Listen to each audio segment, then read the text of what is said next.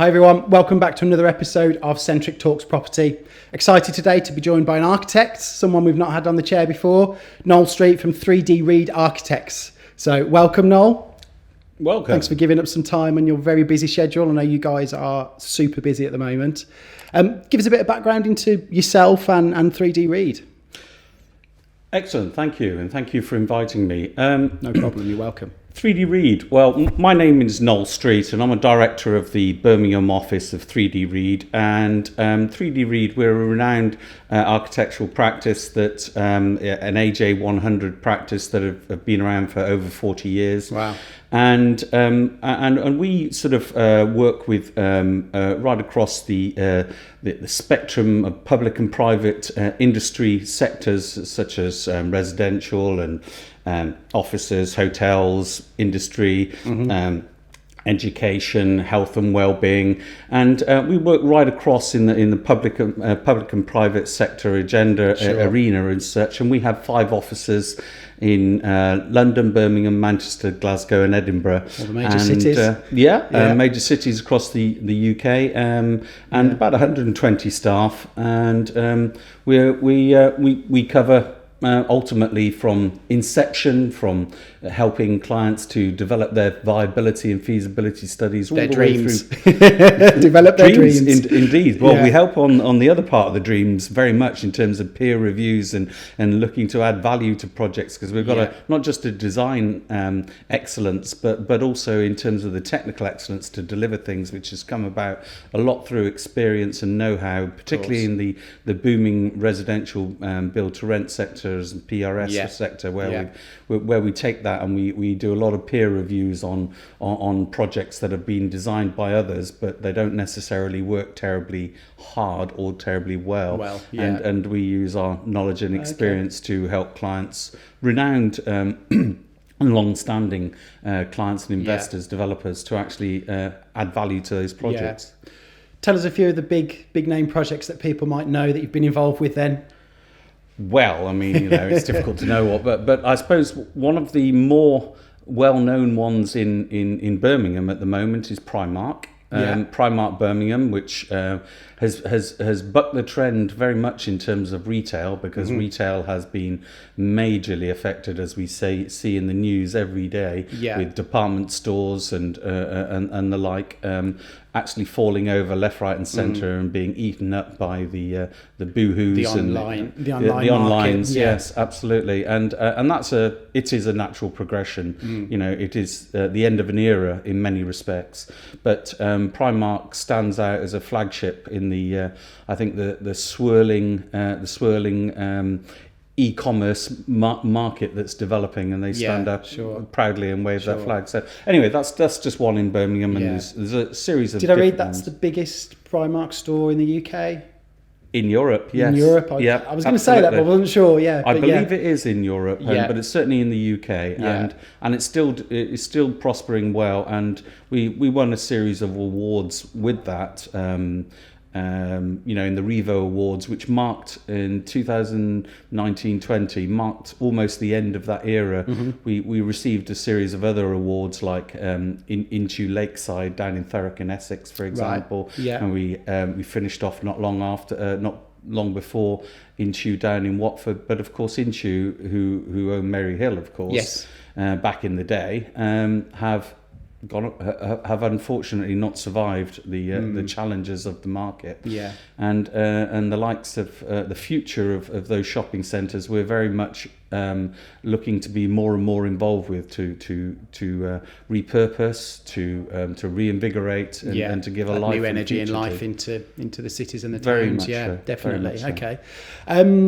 So, as your director of Birmingham office, let's keep it to Birmingham for now. Okay. Let's have a chat about the big city plan, and then we'll move on to our future city plan, which looks really exciting. So, we were discussing before we recorded this a little bit about the success of the city plan that has been running for a few years now. Yeah, absolutely, and it's been a very good tool that ultimately came some years back now, has been used widely. And as I said before, Wahid Nazir put a really good spin on it as he came into in the latter day almost formation of the big city plan and helped to direct it to be a much more I would say inclusive document, and credit to him.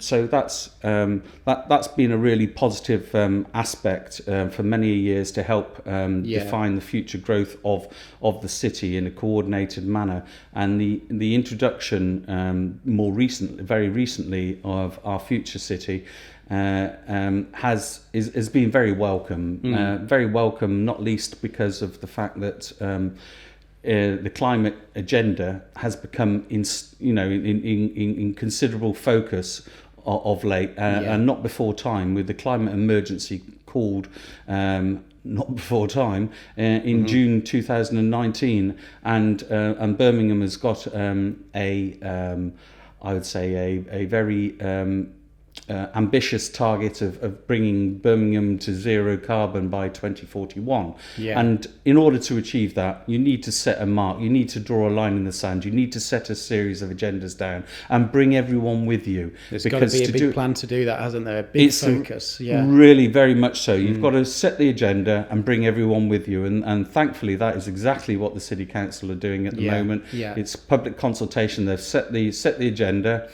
bringing everyone with them. The consultation process will go forward, and the documentation, I think, in terms of the draft development plan will come forward in I think by the fall of this year. So it's ambitious, you need that. You can't be a shrinking environment in life with anything you do, don't you? So very much so. Very much so. And to give people an insight into what might need to happen to deliver that zero carbon emissions by 2040? What kind of things will we see change around the city? That we're seeing lots of cycle lanes popping up at the moment, and lots of one-way or no entry and pedestrian zones. Are those the kind of things that we'll continue to see and develop over the next 20 years? Ultimately, it's not a one answer to any of this. It's a societal change that is occurring at the moment, and this is the big item. It's the big item in terms of climate change. Societal requirement to make that change. We'll have it in a multitude of different areas that you talked about in terms of cycle lanes, but also particularly in the construction industry, where you've got 40% of carbon being produced within the construction industry, and that has got to change. It's got to change in terms of how things are designed, how things are built, how things are operated. The embodied carbon, the efficiencies of the structures that are put forward, how things are built themselves from an efficiency platform, from manufacturing side of things. There's a multitude of different things. It goes from top to bottom, as I say, from producing the materials that you use to construct on site almost, indeed, as well as how you construct it on site. Well, the circular economy is very much part of this. It's cradle to grave and cradle again. It's an important thing, and certainly the City Council have got that very much in their line of sight. It's not a new thing, and thankfully. It's not just going to be a legislative requirement, as in people being forced to do things. Industry itself, in terms of investors and the like, are pushing forward their own pathways to zero carbon, their own requirements. Big investors and developers are part of this because there's a big sea change with the 2019 and 20, where you actually got metrics to support the actual requirements of it. So people wanted to do things before but didn't know how necessarily, what they achieved to. It's not easy, and one size doesn't fit all. It's a complex web of things, and yes, there are additional cost to things, but the more it is embraced and embodied, the lower the cost will be. Because I think one of the things that we've all, as a byproduct of 2020 and the COVID-19, a byproduct and you would say a hopeful one, is the fact that we have less smog, we have cleaner air. We've enjoyed in lockdown 1 the benefits of that, and I think that things like that stick. People want it. It is a societal change, and not before time. It's almost you've got to get the public to buy in as well. In terms of leaving the car at home, investing in an electric vehicle, and the infrastructure's got to be there for them to use it. The public realm's got to be there, hasn't it? So they've got to be able to commute from one side of the city quite easily without having to think, well, I need to get an Uber for that, or I need to get in my car for that. So things like that. I think the people on the ground, the public, have got to be invested, as well as the manufacturers and the big changes, the designers. small changes. We've all got to go forward. We've all got together. to be involved. So Definitely. play your part. Most definitely. Our city, our future. Yeah, absolutely. And talk to us then, I suppose, the challenges that come around developing some of this stuff. So, you guys are working with everyone from councils and public, bodies through to independent developers. The trend at the moment is we're starting to go higher, particularly in Birmingham, than we've ever done before. What are the challenges around building higher and building skyscrapers in the city? The challenges are viability. Right. Making it stack up. It's not just a question of something that skyscrapers pushing high, advertising a prosperous city and the like.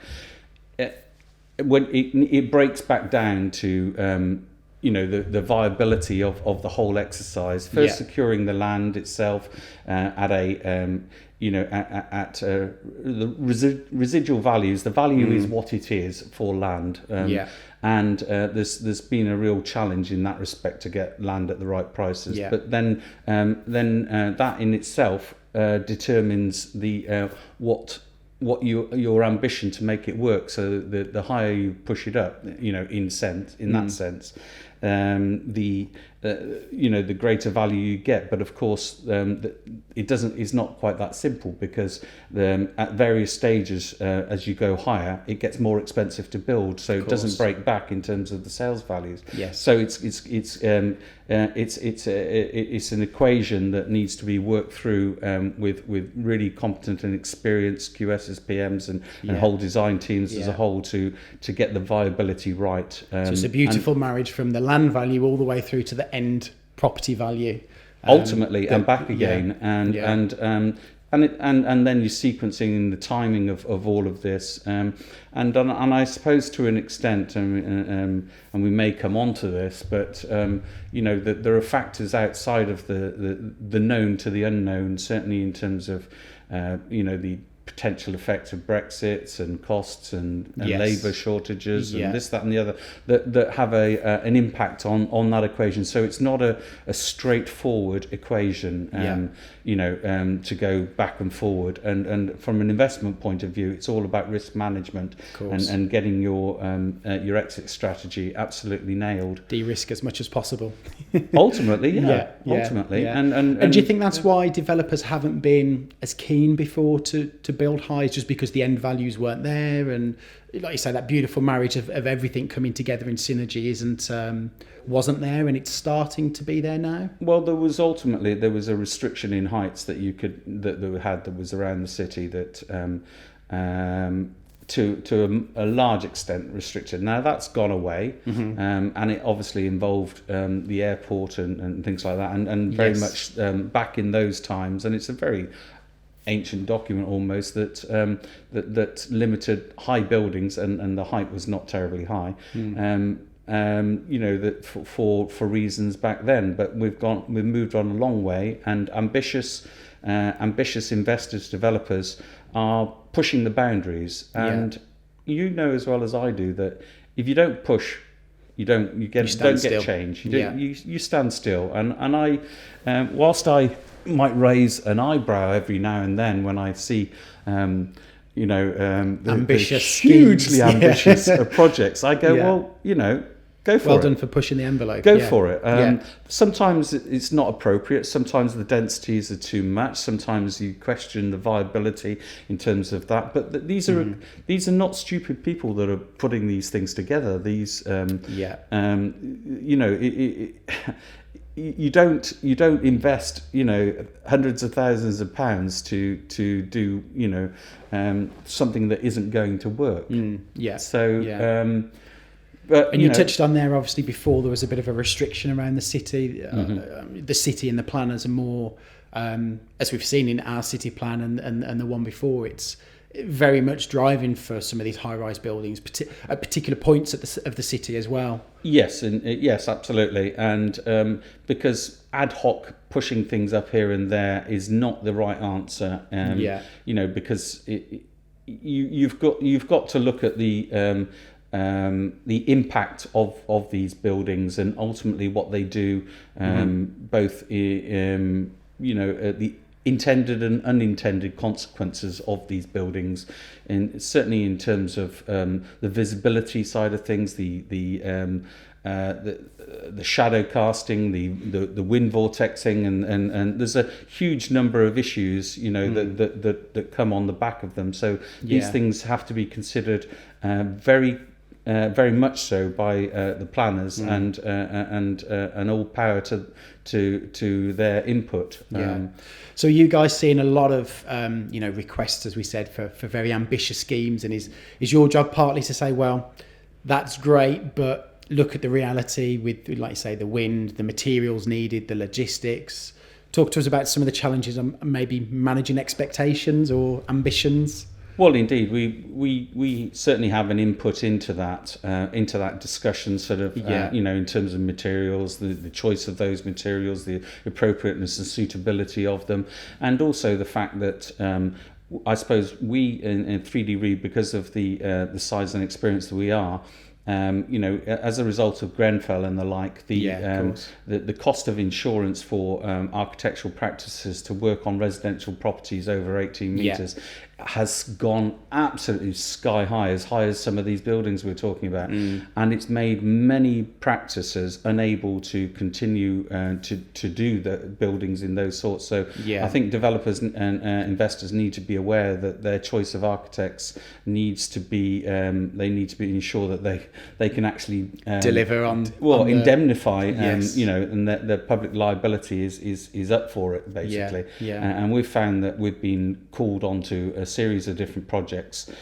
because the architect, however they are good or not, just cannot afford to pay the insurance, and therefore they cannot be insured to work on the job going forward.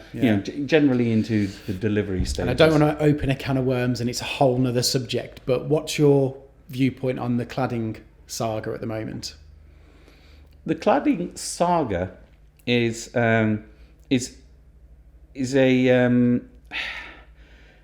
it's not straightforward. Yes. Grenfell was never straightforward. It was not just the cladding, it was the way it was applied. It was creating the wind tunnels. It was not just that, it was about the escape corridors not being open. Strategy. The corridors, the fire escape routes, basically not being made to work in the way in which it was intended. Doors being left open, no fire seals, no compartmentalization between separate units, and basically that was in place would have worked if it had been constructed properly, but it wasn't. In terms of the actual materials themselves, there were several guidance standards that people applied, and neither were necessarily robust or fulfilled the requirements. Sure. And it is a great shame that the industry itself doesn't move and improve or move forward unless a tragedy of this type happens. And it's something that the industry was aware of in terms of the materials. Well, not just the materials, but the workmanship and the checking, the signing off of things that should not have been signed off. That the industry has been aware of for quite some time, but it takes an unfortunate, massively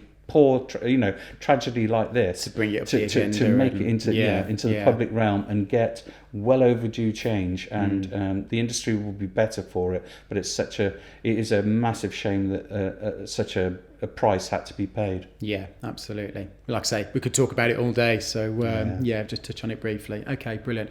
Well, thank you very much for your time today. We'll ask you one last quick fire question. Okay. We are a property expert and professionalism, so what is your dream home? I'll give over. My dream home. No holding back. Well, the truth is, my dream home, as you would expect, will be where my family is. Yeah. And it will be zero carbon. It will be connected to the community and the Wi-Fi. Ambitious. I think I cast my mind back and I remember my time, a little cheeky time that I had a lot of scuba diving out in the Philippines, and I loved all that time, and maybe I could, I don't know, a little shack out in the Philippines. That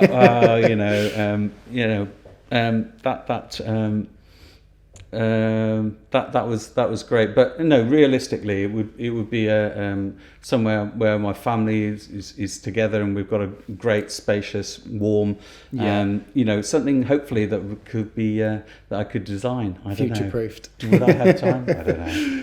Maybe later. But yeah, thank you very much for joining us today. Thank you everyone for listening. Oh, sorry there. As always, thanks for listening. Feel free to drop any comments and likes and shares, and let us know if you'd like to see anyone particular on our podcast. But thanks again for tuning in, and we'll speak again soon. Take care.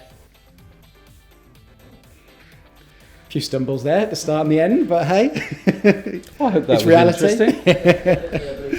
Yeah, knocked the mic as well.